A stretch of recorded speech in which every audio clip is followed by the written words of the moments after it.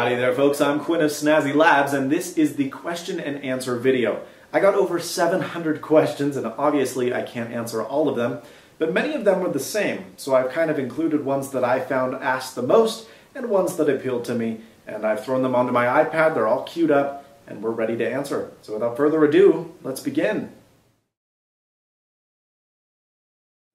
Recommending cameras is always difficult because it depends. Like headphones or like even a pair of shoes, they're customized to your design and style. And that's not just speaking of the actual form factor of the camera, but the actual quality and the characteristics of the photos that that camera takes. Now, I would almost recommend for a beginning photographer an advanced or a manual point and shoot camera. Something like the X10 that I have from Fujifilm or like the G1X. There are so many cameras out there that are not full-size DSLRs, but still allow you to have a full set of features if you know what you're doing. The problem is with a DSLR, if you don't know what you're doing, the likelihood of you getting a really nice shot is much lower than if you don't know what you're doing and you're using a really nice point and shoot. So if you have no idea what you're doing, I would almost recommend a really nice point and shoot camera, but you're not going to get an amazing value out of this. If you want interchangeability, expandability, DSLRs are the way to go, and obviously with a DSLR you can't really care about size because they are quite large. But I would recommend that you check different used cameras out. You can get really nice cameras that are used that are just as good or almost as good as new cameras for significantly less money. If you're talking new stuff, you can get a T3i or a T2i from Canon. You can even go with a T1i or even just a Canon Rebel 1X. I mean, these are older cameras, but they still produce really nice shots, and you can find them for $300–400 bucks. On the Nikon side of things, I'm not a Nikon shooter, but I know a lot of people love Nikon, and I have mad respect for Nikon. They have great stuff. I don't like shooting it. The 2100, if you're willing to spend a little bit more, the D5100, there's amazing stuff out there. You just got to do your research and read up on what people are saying about each individual body because it varies from model to model. Would the Samsung Galaxy Note be good for a 14-year-old girl? I don't see why not. It is a massive phone. Mine is right there. It's a very large phone, and I'm running Ice Cream Sandwich on it, so it really is an amazing computing experience. But I don't see why a girl would not be able to handle it. I mean, it's a great phone. It is a little bit on the larger side of things, but it's nothing that's not manageable. And I think if you're used to a larger phone, especially an Android phone, it'll be awesome. And they have the little girl in the commercials using it with her little tiny fingers. It looks like a huge tablet. But really, it's a big phone, but it's not so big that you can't put it anywhere. You can put it on your pants, no problem. You can put it in your purse, absolutely, if you're a girl, no problem. And so, reports of its size are greatly exaggerated, and I think it's a little bit more manageable than people make it out to be. So there's that. Not before I leave. Headphone Mecca was really designed solely for the purpose of answering over-the-ear headphone questions. But it became so popular and I got so much traction not only from you guys but from Reddit and Dig and many other social websites, even a couple blogs wrote about it, that I gained this massive amount of traction, and I decided that maybe it would be good for me to expand it. But I really do want to stay true to the heart of the website, which was Headphone Mecca. Not Amp Mecca, not Portable Device Mecca, not Record Player Mecca. It's Headphone Mecca. And so while I may expand into in-ear headphones, it probably won't be soon. Probably not before I leave because I don't have enough time and I haven't tested in-ear headphones as extensively as I have over-ear headphones. And I really want to create a definitive guide. This is the best of the best, rather than saying, I've tried this and I like it, but here's 4 other models that I haven't tried, not sure if they're good. I've tried just about every headphone there is, and I know this is better than this one, this is better than this one. And of course it's all opinionated. I mean, I may like one headphone a lot less than someone else likes a headphone, but you get what I mean. It's harder to be able to create such a definitive, this is the right answer guide if you haven't tried everything. And for in-ear headphones and amps and record players and music players, I simply haven't tried that. So, what are you doing about school now that you're going away? I am doing a leave of absence. You can do religious or medical leaves of absence, no problem, with any university. I'm currently attending the University of Utah. I just finished my freshman year, but I got about a year of school done in high school through concurrent enrollment. So when I come back, I'll be probably a junior. And that'll be really nice because I'll really only have lost 1 year of time. And so it's not going to be that much of a difference. But I mean, I just put in a leave of absence. I come back. My university says, okay, you're back. Thanks. I don't have to reapply or take any tests or anything like that. I just come back and I can finish up my degree, which is business administration. And hopefully I will be able to go to an Ivy League school or a little bit more prestigious school than the one I'm at. Although the University of Utah for business isn't bad. It's not Yale or Harvard. I would go to, hopefully, one of the more prestigious schools for my master's, which would be a master's in business administration, MBA. There's a lot of misnomers about my success. Many people think I was like an instantaneous YouTube phenom, and I'm still not, by the way. I mean, my success, although more exponential than I would say the majority, is still quite minimal compared to people like John for Lakers or Jonathan at TLD Today, or all the other people that create amazingly good content. But for me to obtain partner, it took just over a year. So it was no easy walk on the road. I had switched channels, and man, it was a disaster. And the partner program now is a lot different than it was back then. Right now it's a lot easier to become a partner, so get in on that while you can. But that was my problem. I mean, I had applied several times, been rejected. I moved to a new channel because I thought it was because of copyright violations. And when I moved over, my other channel was partnered, and the one I was on wasn't being partnered, so I just decided, oh heck, I'll switch back over. It was an amazingly long process. For those of you that are like, you got another channel? Yeah, I did. It was youtube.com/thisiPhoneGuy. I put periodic vlogs on there for a while, but I had made 90 or 100 tech videos over on that channel for a time period of several months. So there was that. People ask me where I came up with that Snazzy iPhone Guy and Snazzy Labs, and honestly, I cannot remember. I created it so long ago that it's been past me, it's been beyond me. I've been doing this for 4 years now. Very, very long time. But it just was, it was odd because I really like the name now. I'm like, that Snazzy iPhone Guy sounds sweet. And it's a name that sticks, it's a name that remembers, but I cannot for the life of me remember how I thought of that. And I probably never will. This has been a misnomer for decades. I mean, 100 years ago, people have said everything that needs to be invented has already been invented. And it's not true. Look at what the iPhone did. The iPhone changed everything. And you may not think of it as such, but it did. It created multi-billion-dollar markets, changed the lives of many. Not like, oh, I love my iPhone, but like literally it changed the lives of many for financial reasons. China is producing hundreds of millions of devices. Maybe not hundreds of millions, well, they have over the last 5 years, but millions and millions of devices creating jobs for many, and that was just one little dinky phone. Imagine if there was like a new fuel source that changed everything. So no, I don't think that we've reached the peak of technology. I mean, you see amazing stuff coming out every day. And again, what if we discover this fuel source that no one has figured out before? It's cheap, you can make it in your own backyard or something, something like that. It would change everything, for the better or worse. So no, I don't think that technology has reached a peak, and I don't think it ever will. It's my hope that I look at life in a different way after my mission. I've been really well off. I live in a really nice neighborhood, in an amazing country, where I have so many rights and liberties, and and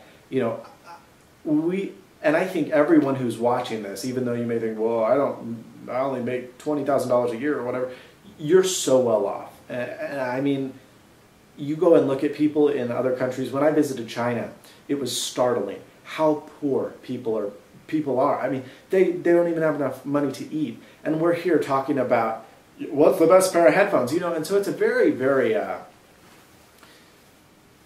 very prosperous way to live, the way in which we live. And I'd hope that when I come back, my thoughts on life are a lot different, that I don't think so much about myself, that I don't think so much about things that don't matter, that I focus on the grand scheme of things, helping people, donating my time and money to people who are in need, not just financially, but physically and mentally. And I think it's really, really important for us to give back to our community, because we were blessed with such amazing circumstances. And for those that don't have that, it's selfish of us not to try and give back, not to try and help those that are in need. It's not always the easiest thing, But I hope that when I come back from Bolivia, from serving some of the poorest people in the world for 2 years, that I can come back and say, wow, look at what I have here. This is not a way to live, this kind of selfishness that is an embodiment of me. And I hope that what I end up doing is not only donating money, but actually taking action to help the lives of people directly. So that's what I hope changes when I come back. How will the tech world be when I get back? 2 years is a really, really long time in the tech atmosphere. You know, politics, probably not going to change much. Public relations, probably not going to change much. Day-to-day operations, probably not going to change much. But technology, that'll change drastically. 2 years ago, there was a brand new iPad. It was iPad. Everyone thought it was a big iPod Touch. Look at how this has changed everything. So yes, I think it's going to be amazing what it will be like when I come back. But what will be different? I don't know. I think tablets will be a primary computing device. I don't think they'll just be like, oh, we have our phone, our computer, and hey, look, this is a tablet. This is really nice for playing games and watching movies on. No, I think this will be like an actual computing platform wherein people don't buy a computer anymore. They just buy an iPad. So I think that's the major move. But I think smartphones will continue to progress. Will there be a new device in our lives that change everything? I don't know. I don't know. Maybe television? What if we come back and there's no such thing as a TV without smart TV functionality? Who knows? That'll be interesting. I get this question on every single video. Quinn, how do you afford all of this stuff? Well, the majority of it is sent to me by companies. I say, well, I don't even have to ask anymore. They'll just say, hey, Quinn, we want you to review this. Could we send it over? And I'll say, yeah, you know, this is great. I'll take a look at it. I'll do a review on it. But I do still buy a lot of stuff. That record table I bought. A lot of headphones I bought. And how do I afford that? Well, my job is YouTube. I started working as a janitor at age 14. And yes, you can work at age 14 in the state of Utah. You can't work more than 30 hours a week. But I was working 30 hours a week, minimum wage, in a job that was less than ideal.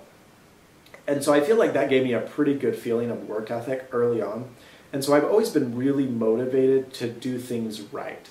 And if I don't do something absolutely right, I get disappointed and I kind of start over or try something new. Because if it doesn't work, it's not going to work. So why try fickling with it, you know? Just start over.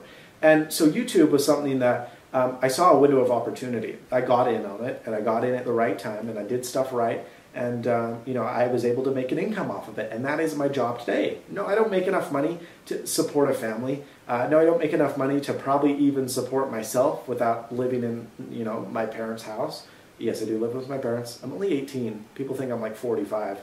You still live with your parents?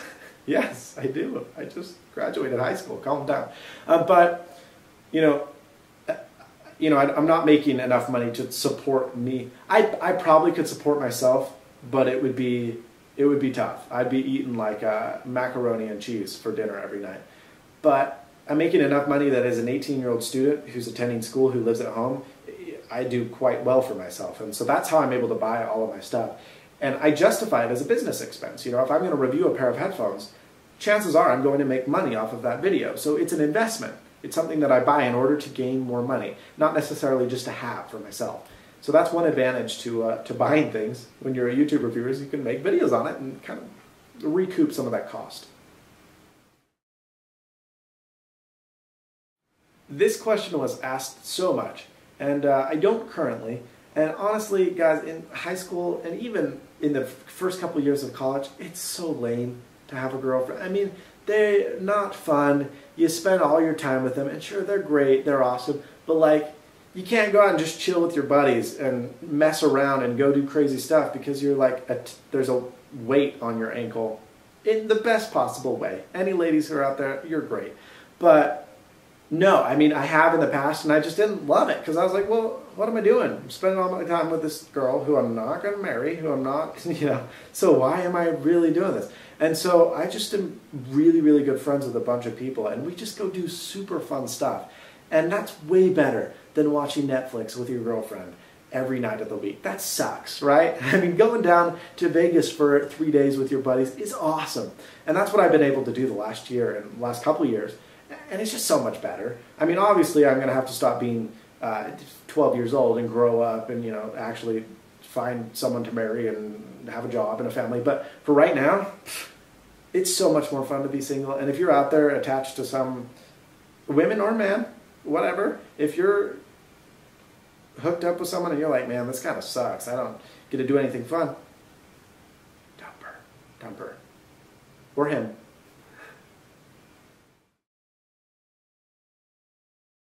What is my standpoint on homosexuality? This is an interesting one because my religion in the past, Mormonism, has been pretty vocal against it. But for me, it's been a little bit of a different story. I still don't think it's necessarily right, but I'm not against it. I'm not lobbying, saying, no, go to hell, gays. You know, because, you know, whatever. I mean, if that's the way you're born, that's the way you're born. And I have an uncle who's gay, and he's one of the nicest guys I know. Super down to earth, really successful, has a family and kids. And so, you know, it's not something that bothers me. You know, that's great. If you're going to be that way, that's the way you are. And there's nothing you can do about it. And all the power to you. So I'm not really against it. And I'm not really in favor of it. I'm just, you know, if that's the way you are, you go. I mean, that's right on. The best iPhone case ever, in my opinion, was an iPhone 3GS case, which was the iFrog Swerve. The timing on this case was horrible. They released it like a month before the new iPhone 4 had come out. They redesigned this case for the iPhone 4, and it just wasn't good. But the best iPhone case for the iPhone 4S, in my opinion, has ought to be the Switch Easy Odyssey. Because of the looks, the design, the build quality. I just love that case. I've had it for 2 years, and it's still one I use more than anything else. I love it. And you should check it out. Switch Easy Odyssey. What inspired me to start YouTube videos? It was a singular dude. It's me, Morpheus. Many of you know him, many of you don't. He was a technology reviewer, moreover an iPhone case reviewer. All he did was review iPhone cases. And, you know, before starting YouTube, I was never on YouTube. I was like, YouTube is filled with a bunch of nerds and people who don't have any time to do anything cool with their lives. And I never watched YouTube. And people at school would be like, hey, did you see this YouTube video? I was like, I've never been on YouTube. Why would I waste my time on there? But I had just bought an iPhone 3G, and it was trashed, man. I never had an iPhone case on my original iPhone. I never had one on my iPhone 3G, and it was scraped up beyond all living. And unlike the original iPhone, which could take a heck of a beating, the 3G was a lot more sensitive and was not willing to take all of this beating. And so I was like, well, crap. I should probably pick up a case. And so I Googled one. I don't even remember. I typed like iPhone case, and one of the first results was a YouTube video from this dude. And I watched him, and he's like, hey guys, it's me, Morpheus. And I was like, this dude is a freak. There was something about him that just captured my want and desire to watch him. He was like a drug, and I just started watching him and watching him. And I was like, this dude is awesome. Super down to earth, really, really nice guy. And I decided, hey, you know, maybe I can do something like this. I started buying review product and making videos. And sure enough, I was getting 40, 50, 60, 70, 80, 90 views on a video. And I was like, wow, this is cool, you know? And by the end of my first week, I had, I think, 60 subs. And that was a lot of fun for me because I was like, there are 60 people out there that kind of care about what I think. And I just kept doing it. And here we are now. Did your school, I can tell this person's not from America, did your schoolmates, let's see, did your schoolmates make fun of you for doing videos? No, they didn't. I know a lot of people do get made fun of, and you know, that's a shame. I live in a neighborhood that is a really, really nice neighborhood. I mean, and I mean this not like, oh, it's so fancy, look at my golden silk underpants, but nice as in like the people in the neighborhood are really, really nice and down to earth. And so, even though I don't think my high school is like a typical high school, I mean, there was not a ton of drugs, there was not a ton of sex and stuff like that floating around the environment for negativity to spur. And it was really just a bunch of kids that wanted to have fun together. And it was awesome. And so, no, a lot of my classmates, and you know, the majority of them, thought it was cool. And most of my classmates, if not almost all of my classmates, knew that that's what I did. I was the YouTube guy. And I can get help that I was pretty well liked in school. I had a lot of friends that were pretty popular. I was considered up there. You know, I wasn't one of the weird guys that hung out by himself at lunch. You know, I was well liked by people, and so I think that helped. That was advantageous, and it was because I was more social. I was able to communicate with others, and I know many of you, and I don't mean this in a rude or disrespecting way. I was shy once at one point in time too. You know, a lot of you out there are shy, and so people find out you make YouTube videos, and you're suddenly the weird kid that doesn't talk to anyone but makes YouTube videos. And I feel bad. That's cruel. Kids shouldn't do that, but they do. And luckily, I never had to deal with that because I was pretty well versed and I was pretty well liked. So when people did find out, it wasn't weird. People were just like, oh yeah, okay, cool. And so that was me. But, you know, I know other people are different. My top 5 favorite companies are probably Apple, Squarespace. Love them. Most amazing way to design a website. They've been a sponsor in the past, so like I guess that's a disclaimer, but I build my websites with Squarespace. Squarespace is amazing, so I use Squarespace. I love Squarespace. Path is an amazing company. The social network is really, really cool. I don't use it much anymore, but I love the theory behind it. Audio-Technica, amazing stuff, from headphones to mics to, you know, everything. Absolutely amazing. And believe it or not, Microsoft. I love Microsoft. Not just because of the Xbox, but because of Windows Phone.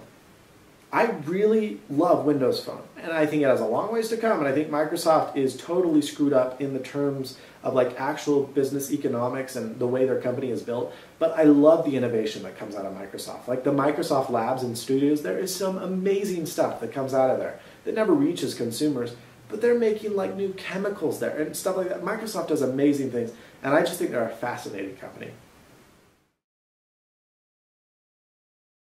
I am 19 years old. Well, I'm 18. I turned 19 in a week and 3 days. So I'm just telling people I'm 19.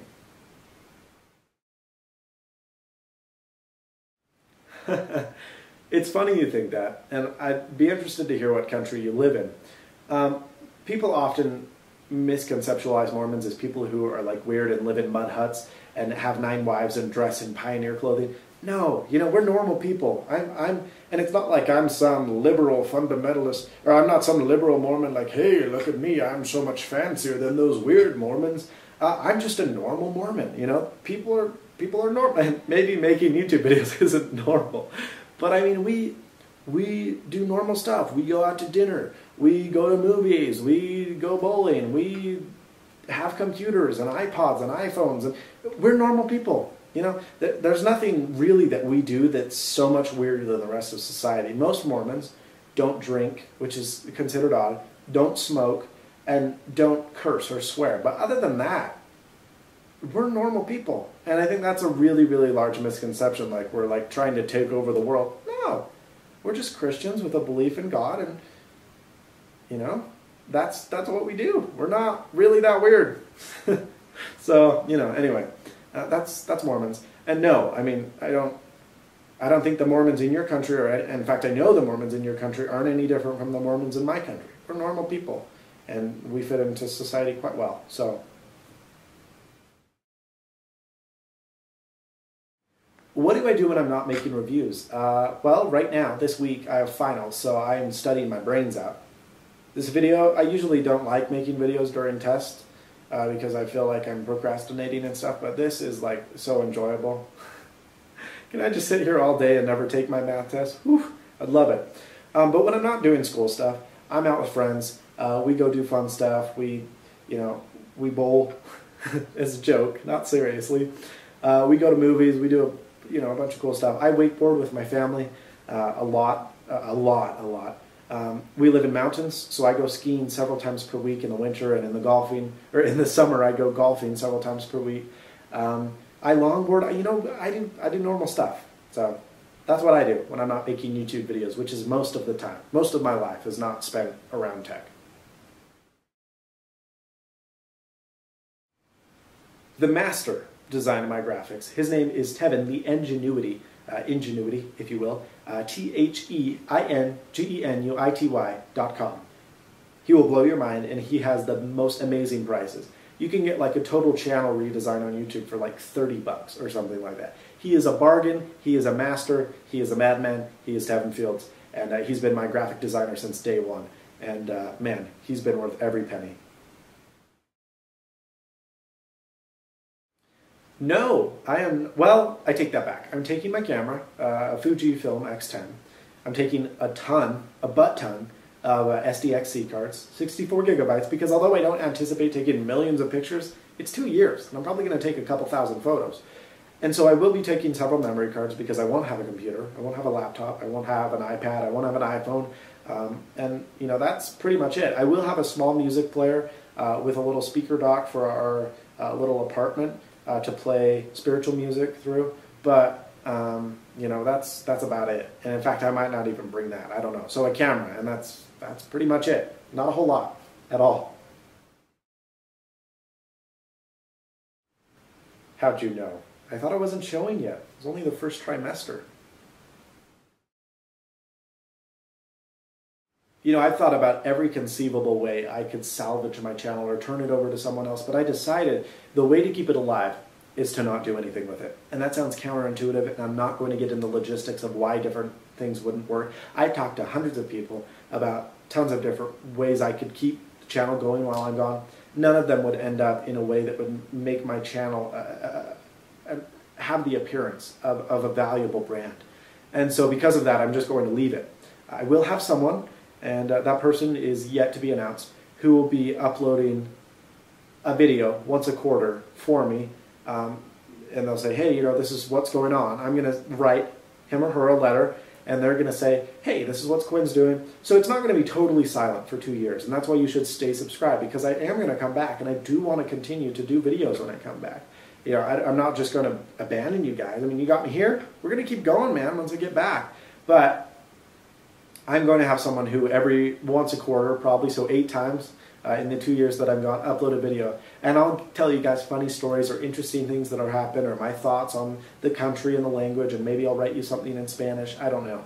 But that's what I'll be doing. And so, no, it's not going to be totally abandoned. It's not going to be a ghost town. But there's not going to be regular content that's going to be uploaded for value and property and legal reasons. And I don't want to get into it, but it's a disaster. And so this is what I decided. This is what I'll be doing. And I'm excited to kind of give you an update while I'm not nearby. So, you know, this is the hardest question I received, because I do not like any of the political candidates. And people are like, you don't like Romney? He's a Mormon. Yeah, I know he's a Mormon. That's like saying you don't like your neighbor down the street? He's your neighbor. That doesn't mean anything. You know, I think Romney's a good guy, but I don't want him as a political leader. I think his thoughts on foreign policy are skewed, and I really don't like any of the political candidates. As much as I dislike Obama, I'd probably vote for him again if I were voting this upcoming election, just because I don't think anyone is more well suited. And you know, I know you Republicans out there are going to be like, are you kidding me? And you liberals out there are going to be like, are you kidding me? But whatever. If I would vote at all, which I don't know because I don't like anyone, I would probably vote for Obama again. But we'll see. No, it won't, and none of my websites will. Headphone Mecca, Unorganized Ramblings, SnazzyLabs.com, they're all going to stay up and hosted while I'm gone. So don't fret, you know, if you're like, holy crap, I better cache this website because it's going to be gone. No, it's going to stay up, and it's going to be there. And so don't worry, it's staying while I'm going to be not staying. I was going to rhyme or say something whimsical there, it just didn't work. Don't be creepy. You know, people are like, I'm abandoning Apple. Apple is going to suck now that Steve Jobs is gone. And I could not disagree anymore. I think Apple is just beginning its fame and fortune and success. Even though Steve Jobs was an iconic figure, even though he took the company from near bankruptcy in 2001 and 1999, he really revitalized and changed the company because he had balls. He said, I don't care if you think this. I don't care if that's not possible. You're going to do it. We're going to do it. And they took big risks. And I don't think Tim Cook is any different. He's going out there suing the crap out of Samsung and Google. And you know, he is very adamant about ensuring that Apple keeps this legacy that Jobs had going on. And I think that, that Cook is a really, really well-measured man. And I think Steve Jobs was very irrational. I think he had neurotic disorders. And, you know, that's not to say Steve Jobs, again, I'm not hating on Jobs. I don't think he wasn't an amazing dude. But I think he had chronic illness. I think he was a very, very unhappy man. And a lot of this depression kind of drove him to do some things that were not super intelligent. And people think Steve Jobs is like this iconic, godlike figure, but Steve Jobs screwed up tons of times. And I don't think that Tim Cook is going to be any worse. In fact, I think Apple will be better without Steve Jobs than they were with Steve Jobs. Steve had the balls to get him there, but now that they're there, they have a man that's just as powerful, just as if not more intelligent, that's going to keep pushing them. I know people don't like Tim Cook as much because he's not as, he's not as much of a character. He's not as fun to be around and talk to as Steve was, but Tim Cook's a boss, and I'm really, really excited to see what comes out of Apple because I think their innovation is only just beginning. Okay, you ready? 3.14. Not a mathematician. This is a great question. Yeah, we do have guns, and we shoot guns all the time. But we don't treat guns like I feel most Second Amendment gun owners do, who are weird as all mankind, man. They're like, oh, if the government comes corrupt, I'm going to take them down with my shotgun. We're going to form a militia. Let's go. No, that's not us. I mean, we have guns because they're fun. They're recreational. We like going out and shooting. But, no. I mean, we have a couple shotguns, an AR-10, an AR-15, two AR-15s actually, and a bunch of handguns. But, we don't have them because we're like, well, we better protect the safety of our country. No, we just like them because they're fun and they're fun to shoot around. Anyway. You guys found out? Oh, dang it. What am I going to tell Michael Jackson now? Short answer, yes. Long answer, heck yes. For my desktop rig, it goes from either my vinyl player, my record player, or from an HRT music streamer, which is a really... No. And can I say, I don't know why anyone would want to try it. We know it's bad for you. We know it's really expensive. We know you smell when you do it. What are the advantages? There is zero advantage to smoking. Or if there is one, it's like, it makes you feel good. There's no... I honestly, even if I wasn't a Mormon, I would not smoke because that is stupid. Why would you do that? It's unhealthy. You die fast. You smell. It's super expensive. It beats me. No. And can I say, I don't know why anyone would want to try it. We know it's bad for you. We know it's really expensive. We know you smell when you do it. What are the advantages? There is zero advantage to smoking. Or if there is one, it's like, it makes you feel good. There's no... I honestly, even if I wasn't a Mormon, I would not smoke because that is stupid. Why would you do that? It's unhealthy. You die fast. You smell. It's super expensive. It beats me. Mexican food. I eat so much Mexican food. Burritos, tacos, enchiladas, tamales, you name it. Oh man, I love Mexican. I probably eat more Mexican food than actual Mexicans. Maybe not, but actually probably I do. I have Mexican probably 4 times a week. People are like, oh, how could you like Mexican that much? I love it. I don't know. And it's not like I don't like other foods. I love a good steak. I love Chinese food. I love Korean food. I love that. Well, that's kind of basically Chinese. I love hamburgers. I love all sorts of food. But Mexican just is dominant. Reigns king.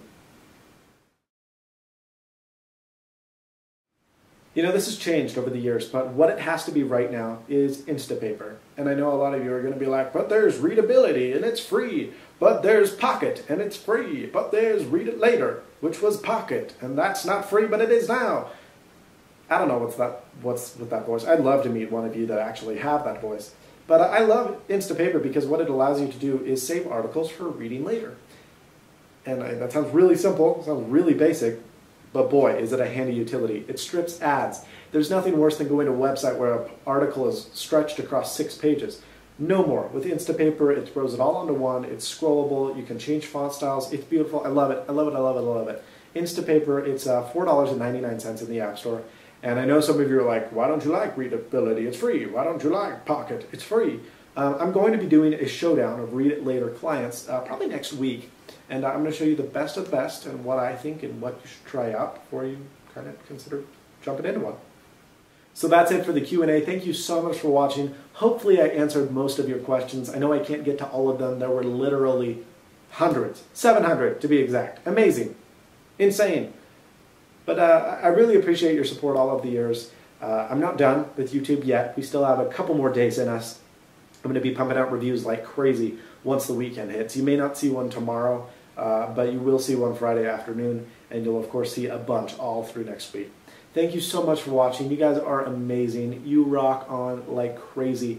I love every single one of you in the most no homo way possible. And as always, stay snazzy. I know you will. See you later, folks.